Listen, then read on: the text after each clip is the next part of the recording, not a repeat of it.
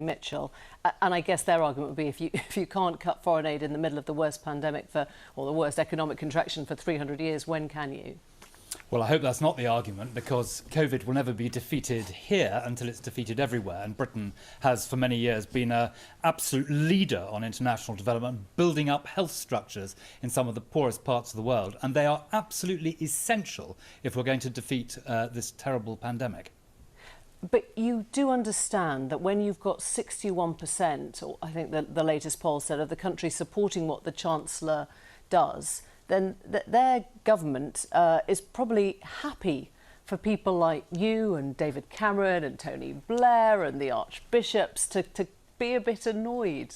I mean, that's the sort of culture war now, isn't it? We need to explain and persuade why this budget is money incredibly well spent in the interests of Britain, because although we're trying to make people overseas who live in desperate poverty better off, and we're trying to promote conflict resolution and prosperity, those things overseas make us more prosperous and more successful here in the United Kingdom. So this expenditure is extremely important. We've cut it back this year quite properly because the 0.7 allows the spending to reflect the state of the economy. Oh, so you're saying it should be cut back? No. The reduction on the 0.7. No, the reduction of spending, because 0.7 reflects the state of the economy. Yeah.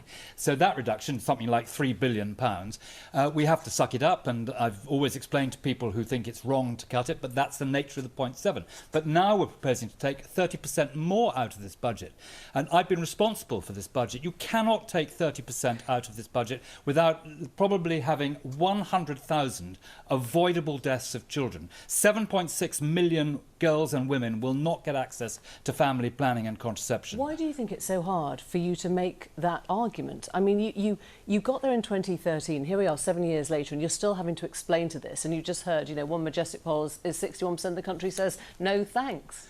Well, I think that polling, we have to take account of that. And it's more difficult at a time of great difficulty in the economy, and I support much of what Rishi has announced today. Including the public sector pay freeze for many key workers. I think it's extremely important that we exclude from that some sections of the community, but in principle, I am in favour of that, because we are genuinely all in this together. We've managed to put an enormous amount of money to try and safeguard livelihoods and jobs. We are going to have to pay this off, so we are going to have to make some extremely difficult decisions. People might just say, well, of course, you're former International Development Secretary, so your bit matters to you, but actually for key sector workers, they want to see their pocket. They want to see help at home. We are about to take the chair of the G7. We have an incoming American president who wants to rejuvenate and rebuild the international system. We've got the COP coming up next year. We've got to defeat this pandemic everywhere. And to cut the level of British development expenditure at this point, I think, is ridiculous and wrong. And I very much hope the House of Commons,